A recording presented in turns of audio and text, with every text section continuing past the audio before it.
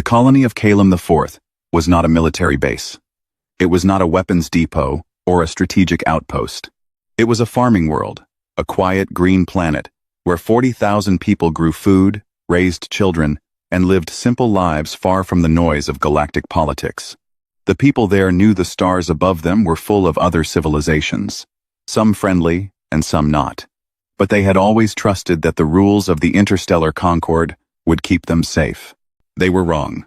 On a Tuesday morning, without warning, without any declaration of war, and without any reason other than a desire to send a message, the Vrathi Dominion burned Calum IV from orbit. 7 warships appeared above the planet and opened fire on the surface for 6 straight hours. They targeted towns. They targeted fields. They targeted the emergency shelters where people ran when the first explosions began. The Vrathi recorded the whole thing. They edited it into a clean, precise video and transmitted it to every member state of the interstellar concord before the smoke had even finished rising. The message attached to the video was short. It said that the Concord's rules meant nothing to the Vrathi Dominion. It said that any species that believed otherwise was welcome to test them. It said, in the cold language of an empire that had never been truly challenged, that this was simply the natural order of things. 40,000 people were dead by the time the video finished playing in the Concord chambers. The chamber was silent for a long time after the footage ended. Representatives from dozens of species sat in their seats and said nothing. Some of them looked down at their tables. Some of them looked at the human delegation. A few of them quietly began composing statements of condolence. Elena Vasquez sat at the human table and did not move. She was a small woman with gray hair and tired eyes, and she had been humanity's ambassador to the Concord for 11 years. She had spent those 11 years in that chamber, arguing, negotiating, warning, and compromising. She had watched the Vrathi push the edges of Concord law for years. She had stood at that same podium more times than she could count and delivered the same careful, measured words. She stood up now. The room watched her. She walked to the podium slowly, and when she reached it, she stood there for a moment, without speaking. Then she looked out at the chamber at the hundreds of alien faces watching her, and she spoke in a voice that was completely calm. For 11 years, she said, I have stood here and told this body that there are certain things humanity will not accept. Not as a policy, not as a political position, as a fact. She paused. We told the Vrathi Dominion this directly, more than once. We told them through diplomatic channels. We told them in open session. We told them privately. We used every language they speak. We were clear. She looked down at the table in front of her. Then she looked back up. 40,000 people lived on Calum IV. They grew food. They had families. They had names. She stopped again. Her jaw tightened for just a moment. The Vrathi knew this. They chose to do what they did anyway. They chose to film it. They chose to send it here. No one in the chamber made a sound. I will not be bringing a motion to this body, she said. I will not be requesting a committee review or a sanctions proposal or a diplomatic inquiry. Those things were for before today. She reached into her jacket, removed her ambassador's credentials, a small silver card that every Concord representative carried, and placed it on the podium. I am resigning my ambassadorship, effective immediately. My government will be in contact. She walked away from the podium. She walked through the chamber doors. She did not look back. For a moment, nobody moved. The Thalassian ambassador, a tall, gray-skinned creature who had been in the Concord longer than any other serving representative, leaned toward his aide and said quietly, What does that mean? What will they do? His aide, who had studied humans for 30 years as a profession, took a moment before answering. I don't know exactly, he said, but I think we should pay attention. Back on Earth, the response did not look like panic. It did not look like grief, at least not from the outside. What it looked like, to any observer who happened to be watching, was a machine quietly powering on. The Unified Defense Command had not been placed on full war footing in over 180 years. Most people alive had never seen it happen. But within 6 hours of Elena Vasquez walking out of the Concord chamber, it happened. It did not happen with speeches or ceremonies. There were no broadcasts to the public, No dramatic announcements. Orders moved through chains of command that most civilians didn't know existed. Lights came on in buildings that were officially listed as storage facilities. Ships that had been sitting in deep space depots with their engines cold began their warm-up cycles. Officers who had been on extended leave received short messages on personal devices and began packing bags. A Thalassian intelligence analyst, watching the data feeds from human space, noticed the changes within the first 12 hours. She filed a report to her government, marked urgent. Her government forwarded it to the Concorde. The Concorde sent a diplomatic message to Earth's government, asking for clarification on what was happening. The response from Earth's government came back in less than an hour. It was 3 sentences long. It said that Earth appreciated the Concorde's concern. It said that Earth's internal military activities were sovereign matters. It said that the Concorde would be informed of any relevant developments in due course. The Thalassian analyst read the response and then sat very still at her desk for a while. In 30 years of studying humans, she had learned to read what they didn't say as carefully as what they did. What they hadn't said was, "Don't worry." What they hadn't said was, "We are not planning anything." What they hadn't said was, "We will work through the proper channels." She pulled up the historical files on human warfare. She had read them before, years ago, as part of her training. She read them again now. She read about a species that, when pushed to a certain point, did not escalate gradually. She read about a species that, when it decided something needed to be done, did not do it halfway. She read the words of human military historians and philosophers and commanders across centuries, all of them saying the same thing in different ways. There is a threshold, the files said. You will know it when you cross it. You will know it because after you cross it, they will not stop. She closed the files. She looked at the data feeds from human space. More ships warming up. More logistics networks activating. More quiet, efficient, purposeful movement. She picked up her communication device and called her superior. "I think," she said, when he answered, "that the Vrathi have made a very serious mistake." Admiral Cale Doran had not slept in 31 hours when he stepped onto the bridge of the UEFS Ironhold and looked at the fleet assembled around him. He was not a man given to dramatic thoughts. He had spent 40 years in the Defense Command, and in those 40 years he had learned to see things plainly, not because he lacked feeling, but because clarity was a professional requirement. When things became emotional, you made mistakes. So he stood on the bridge and looked out at the ships and saw them plainly, without drama. There were 412 of them in this formation alone. They were not all warships. Some were logistics vessels, fuel carriers, and mobile repair platforms. But they were all armed, all crewed, and all pointed in the same direction. And this was only one of 3 fleets assembling at different coordinates across human space. A young officer appeared at his shoulder. "Admiral, Concorde diplomatic channel is open again. The Thalassian ambassador is requesting a conversation. Tell him I'll speak with him after we're underway," Doran said. "Yes, sir. He says it's urgent." "Everything is urgent to diplomats," Doran said, without looking away from the view outside. "It's underway, or it's nothing." In the Concorde chamber, the mood was unlike anything most of the representatives had seen in their careers. There was not panic exactly, but there was something close to it, a kind of anxious confusion that came from watching something happen and not fully understanding what you were watching. The Vrathi ambassador, a broad-shouldered creature named Drevak, sat in his seat with his arms crossed and an expression that mixed contempt with something he would not have admitted was unease. He had been in diplomatic service for 30 years. He had watched species posture and threaten and bluster. He had watched them send ships toward each other, and then pull back at the last moment when someone blinked. That was how these things worked. Everyone knew that. The human buildup was different.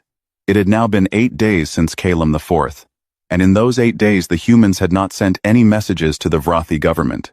They had not filed any legal motions with the Concorde. They had not held any press conferences. They had not done any of the things that species did when they wanted to signal anger while actually buying time to find a way to avoid a fight. They had just been building the ships, the logistics networks, the supply chains activating across human space, the Defense Command pulling in personnel from assignments all across the Concorde's territory. It was quiet, and it was fast, and it had a quality to it that Drevik found, if he was honest with himself, unsettling. There was no noise to it, no chest beating, no signals meant to be intercepted and analyzed for weakness or hesitation.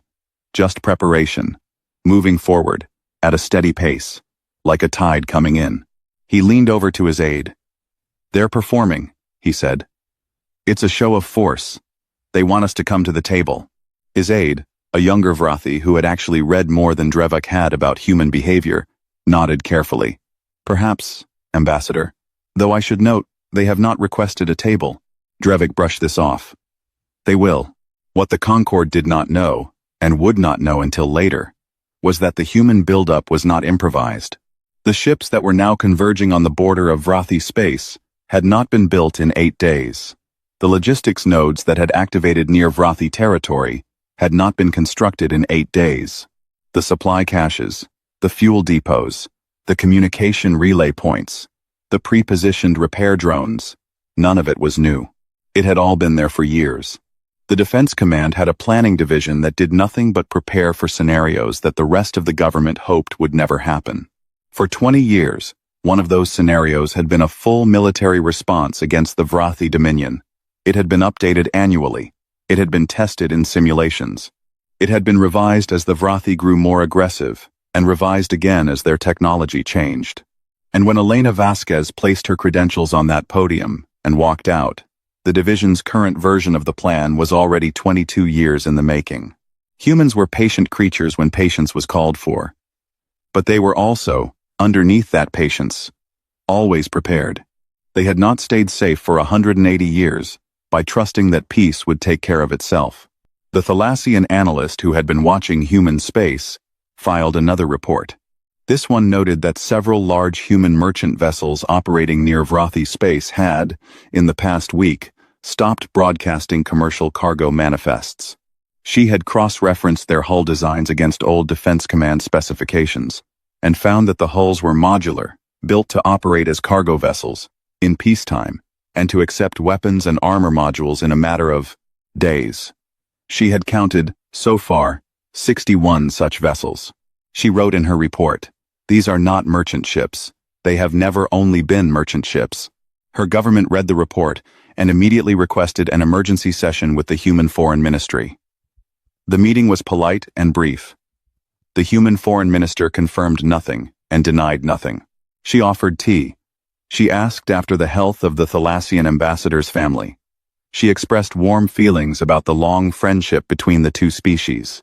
When the Thalassian diplomat returned and was asked what she had learned, she said that they are not going to tell us anything, and that they don't need our permission. On the 10th day, the Vrathi government sent an envoy to the Human Defense Command.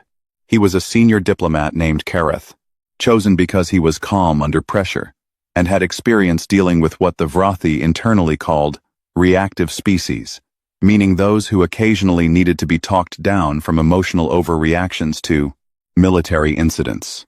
He arrived at the human station near the border with a staff of 6 and an attitude of controlled authority.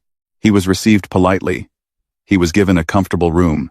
He was offered food and water, and after a short wait, he was brought into a meeting room where a single human officer sat across the table from him. Kareth made his speech. He spoke about the importance of measured response. He spoke about the risks of escalation. He used the word dialogue several times, and the word proportional even more.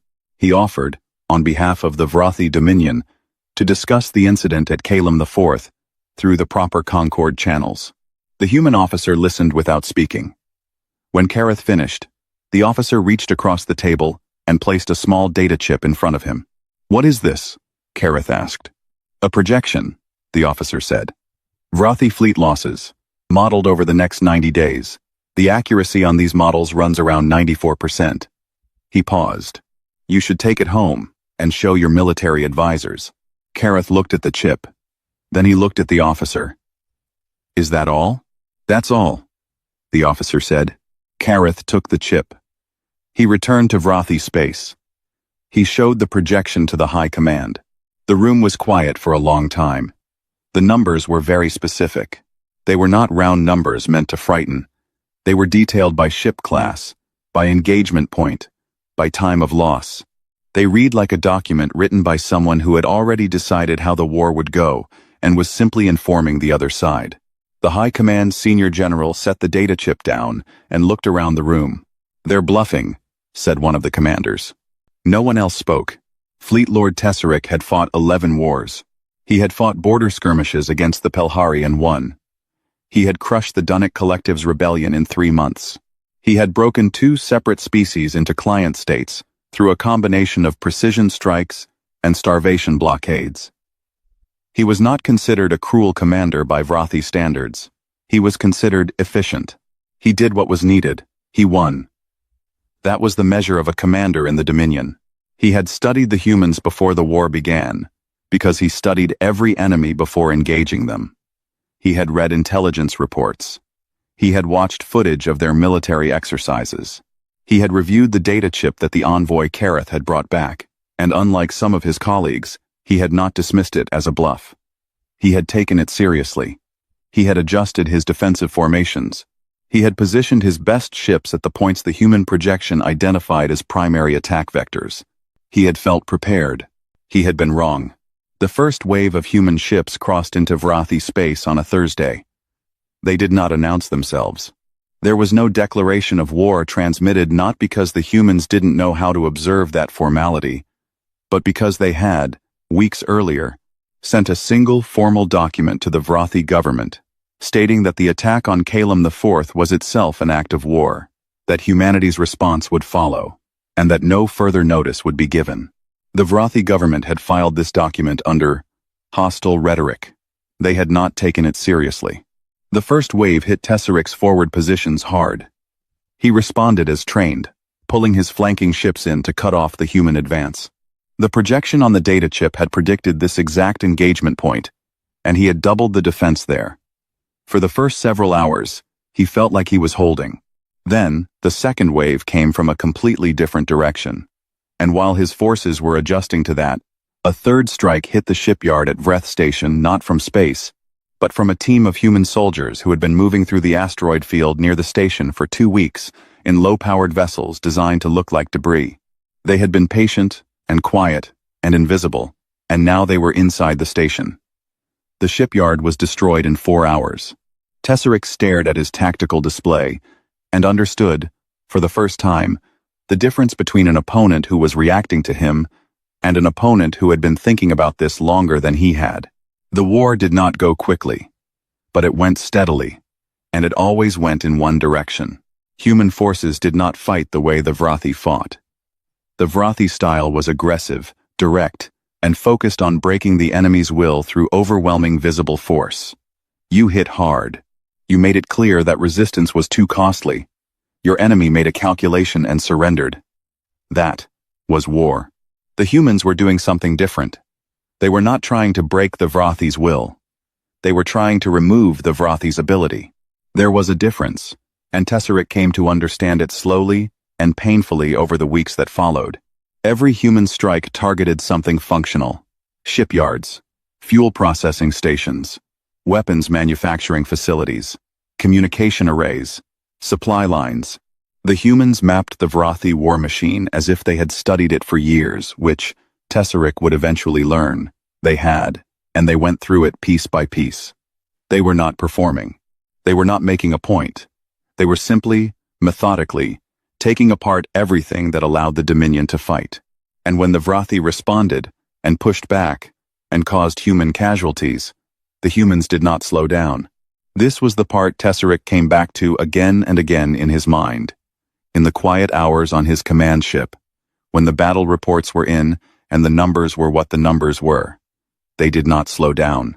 Every species he had ever fought had a point where the losses became too heavy, and the emotional weight of the dead began to show in command decisions. Hesitation, caution, a pulling back. He waited for that point in the humans. He watched for it. He planned around it, building defensive positions designed to maximize human casualties at key points, betting that grief and fatigue would eventually do what his ships could not. It never came. They brought a prisoner to him on the 44th day of the war.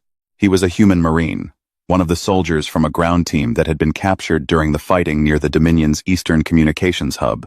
He was injured, his left arm in a temporary seal, but he was conscious and alert. He was young, with dark eyes, and a face that showed no particular fear. Tesseric had him brought to his personal quarters, not the interrogation room. He offered water. The human accepted it. Tesseric sat across from him for a moment before speaking.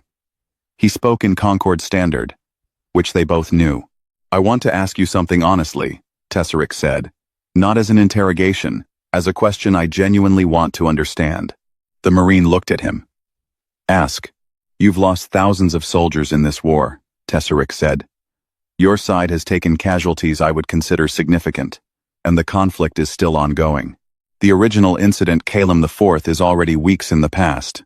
From a military standpoint, you have made your response clear." He paused. "Why do you keep fighting? What are you still trying to achieve that you haven't already achieved?" The Marine was quiet for a moment.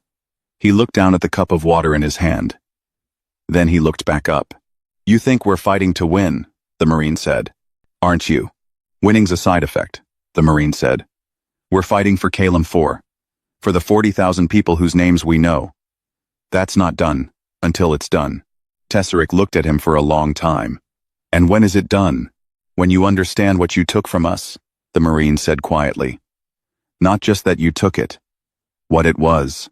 Tesseric did not have a response for that. He sat with it after the Marine was taken back. He sat with it for a long time, and in the quiet of his quarters, something he had always treated as a professional certainty that everyone had a breaking point, that everyone calculated costs and benefits, and eventually chose survival over principle, began, for the first time, to feel uncertain. Back in the Concord, the other species watched in near silence. The Thalassian analyst published an internal briefing that circulated quietly through several governments. It said plainly that the Concord had collectively misread humanity for 2 centuries. It said that humanity's patience and willingness to compromise had been mistaken for a fundamental preference for peace over conflict, when in fact, it had always been a choice that remained available only as long as certain things were not touched. It said that the Vrathi had found those things, and touched them anyway. A junior Concord diplomat from a small species called the Merith read the briefing and sent a private message to his superior. It said, "We should go through our own records. Every time we treated a human complaint as minor. Every time we assumed they would let something go. I want to know how many lines we are near." His superior read the message. Then he went through the records. He did not sleep well that night. The surrender came on a gray morning, by the human calendar, 91 days after the first ships crossed into Vrathi space. It did not come loudly. There was no dramatic final battle, no last stand, no moment where the Vrathi fleet gathered itself for one heroic charge. The end came the way the whole war had gone, quietly and completely, with the humans simply continuing to do what they had been doing until the Vrathi had nothing left to do it with. 40% of their fleet was gone. 6 of their 11 major shipyards were destroyed or severely damaged. 3 of their key fuel production systems were offline.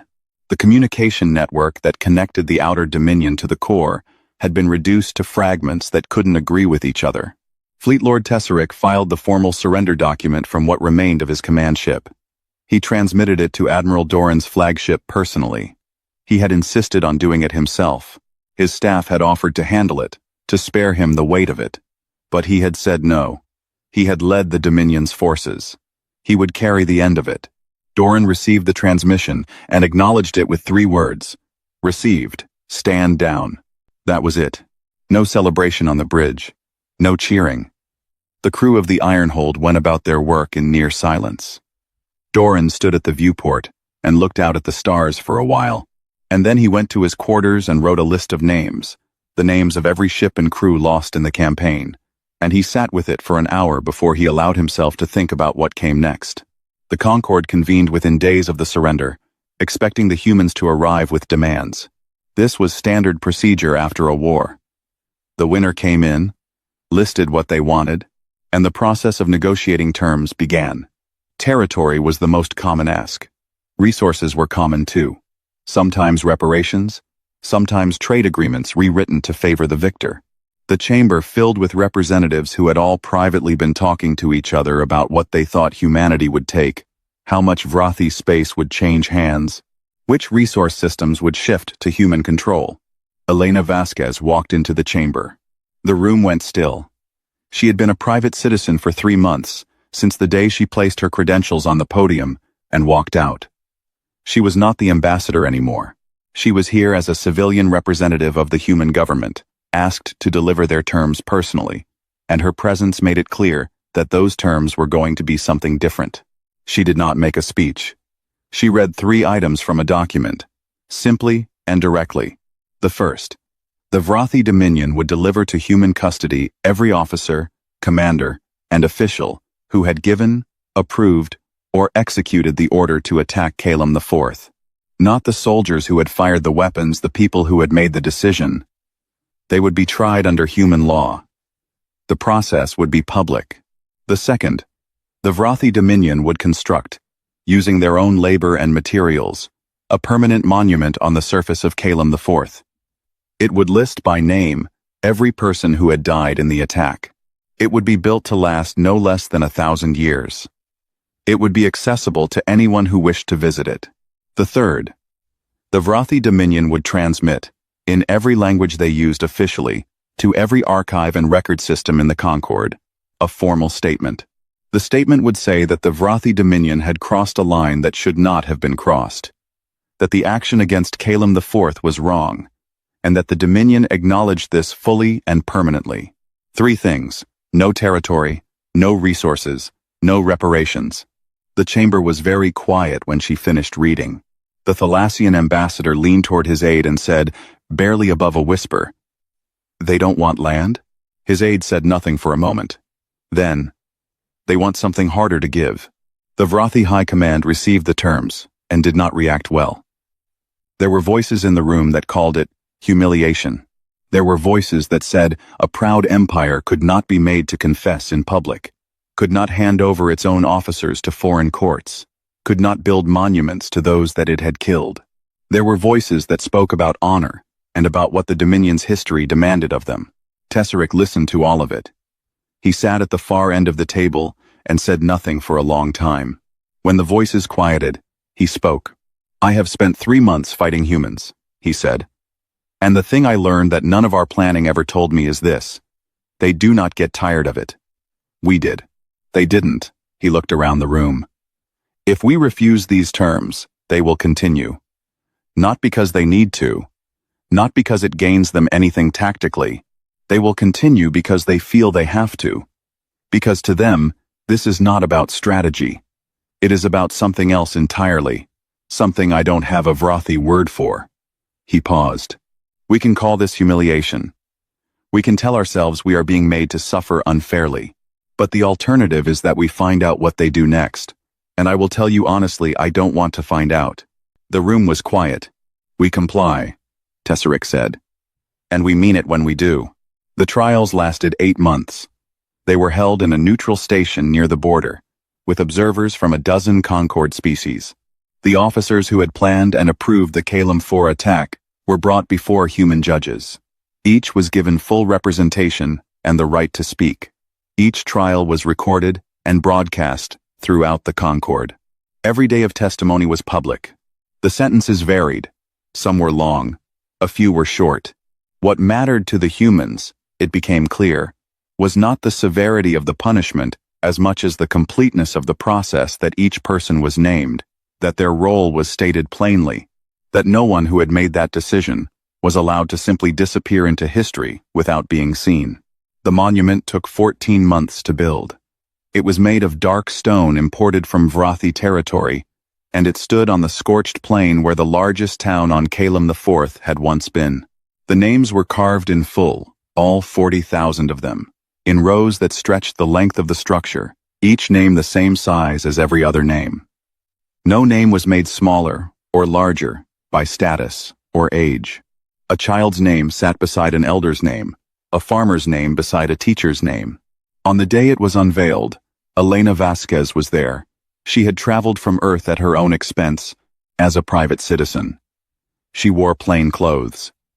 She stood at the edge of the stone and read the names. She did not read all of them aloud. There were too many for that, but she moved along the rows slowly, her eyes going to each one, and the people who were there with her gave her the time and space to do it. She stood there for nearly 2 hours. When she was done, she turned and walked back to the transport that would take her home. A journalist asked her, as she passed, what she was feeling. She stopped and thought about it for a moment. "I feel like they've been seen," she said. Finally. Then she got into the transport and left the planet, and the monument stood behind her in the still air of a world that was learning, slowly, to breathe again. 10 years passed. The galaxy did not go back to the way it was before Calum IV. It tried to, in the way that ordinary life always tries to return to ordinary rhythms after something large and permanent has happened. Trade continued. Diplomatic meetings were held. Species argued over borders and tariffs, and the same small things they had always argued over. The Concord chambers filled and emptied on schedule. Reports were written. Committees met. But underneath all of it, something had shifted. Not loudly. Not in any way you could point to in a single document or a single moment. Just a quiet, permanent change in how the galaxy thought about certain things. About lines. About patience. About what a species that had been quiet for a long time was actually capable of. The historian's name was Verith, and she was Thalassian, and she had spent 7 years writing the paper that she was now, finally, preparing to submit for publication. It was titled, simply, The Misreading, and it was about humanity. She had started it as an academic exercise, a study of how different Concord species had interpreted human behavior since first contact, 2 centuries earlier. She had expected to find the usual mix of misunderstandings, cultural biases, and information gaps. What she found instead was something more uncomfortable. A pattern. Consistent, across species, and across generations. Almost every civilization in the Concord had looked at humanity and seen roughly the same thing. A species that was capable and intelligent, and occasionally frustrating, but fundamentally manageable. Moderate, safe to underestimate in certain specific ways. What no one had properly understood, Verath concluded, was that human moderation was a choice. It was something they were doing deliberately, from a position of strength, not something they were doing because it was the only option available to them. The patience was real, but it had limits, and those limits were not abstract, they were specific, and they were non-negotiable, and the humans had, on many occasions over 2 centuries, stated them clearly. The galaxy had not listened. Or rather, it had listened in the way one listens to a legal disclaimer, hearing the words, processing them as formality, not truly believing they would ever matter. She wrote in the paper's final section, "What Calum IV taught the galaxy was not that humanity was dangerous. Every species with a sufficient military is dangerous. What it taught us was that humanity meant what it said. This is rarer than it sounds. Most diplomatic communication is performance signals designed to shape the behavior of others while preserving options for oneself. Humanity's warnings were not performance. They were information. We chose not to treat them as such. The cost of that choice was paid by 40,000 people who had nothing to do with the decision." She submitted the paper on a quiet afternoon. It was published 6 weeks later. Within a month, it had been read by more people in more species than any academic work she had ever produced. She received messages from researchers, diplomats, military analysts, and ordinary citizens across the Concord. Most of them said, in different words, the same thing. "We knew this. We didn't say it out loud. Thank you for saying it out loud." Admiral Doran had been retired for 4 years when a young officer named Sarah came to visit him. She was new to the Defense Command, sharp, ambitious, full of the particular energy of someone who has just been given real responsibility for the first time. She had read everything she could find about the Vrathi War, and there were questions she wanted to ask from the man who had commanded it. He received her on the porch of his house, in the late afternoon, with tea. He listened to her questions carefully. He answered most of them straightforwardly about logistics, about command decisions, about the things that had worked and the things that hadn't. Then she asked the one she had been saving, "What do you think the war actually taught us?" She said, "Not what it taught the Vrathi or the Concord. Us, humanity. What did we learn about ourselves?" He was quiet for a while, looking out at the garden in front of the porch. The light was getting low, and the shadows from the trees were long. "We learned that we hadn't changed as much as we thought," he said. "We'd been at peace for a long time. 180 years of not fighting. And some people, a lot of people, had started to think that peace had made us different, softer, in a permanent way. That we'd grown out of certain things." He picked up his tea and held it without drinking. "We hadn't. We'd just been choosing not to. There's a big difference." He paused. "I'm not sure if that's a comforting thing to know or a difficult one." Sarah thought about it. "Both, maybe," she said. Dorn looked at her and nodded. "Both," he agreed. The Vrathi child's name was Keth, and he was 11 years old, and his school had brought him and his classmates on a trip to a place he had been told was important. He stood in front of the monument on Calum IV and looked up at the names. There were so many of them, row after row, going further than he could follow with his eyes. He didn't know any of the names. He couldn't read all of them. They were in a human script. He was only just beginning to learn. But he understood what they were. His teacher was a quiet woman named Doss, and she stood beside the class and let them look for a while before speaking. "Who built this?" a student asked. "We did," Doss said. "Why?" Kith asked. Doss was quiet for a moment. Then she said, "Because we had to. Because the people whose names are on this stone needed to exist in the world in some permanent way, even after they were gone. And because we were the ones who took them away, so we were the ones who had to give them this." Keth looked at the names for a long time. He thought about all the people those names had been, people who had eaten meals and had favorite things and known other people who loved them. He thought about how they had all been here and then they hadn't been. He thought about his own government making the decision that had done this. And he felt something complicated and heavy that he didn't yet have the words to name. When the class returned to the transport, he sat at the window and watched the monument until it was too small to see. He kept thinking about it on the long ride home, and the day after, and for many days after that. He carried it with him in the way that certain things stay with you when you're young. Not as a memory exactly, but as a weight, becoming part of the shape of who you are. In the Concord chamber, the new human ambassador was a young woman named Priya. She had been at her post for 6 months. She was soft-spoken and smiled easily, and was liked by nearly everyone who worked near her. A Vrathi observer named Fetch had been assigned to the gallery as part of his government's diplomatic staff. He was young and studious, and took his work seriously. He spent his days watching the chamber proceedings and writing summaries for his superiors. He was good at reading rooms, at noticing the things that weren't said, the tensions under the surface, the weight behind polite language. He watched Ambassador Priya carefully. She was, on the surface, everything a diplomat was supposed to be. Warm, patient, collaborative, careful with words. She listened well. She found common ground. She diffused small conflicts before they became large ones. But now and then, in certain moments, Fetch noticed something in the way she held herself. When a discussion touched on something that seemed to matter in a deeper way, a brief stillness, a precision that appeared for just a second in her eyes before the warmth returned. It was a small thing. Most people in the room would not have noticed it. Fetch noticed it.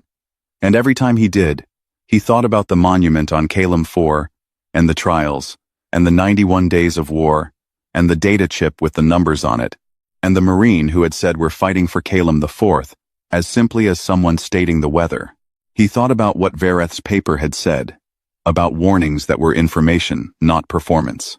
He was careful after that to be very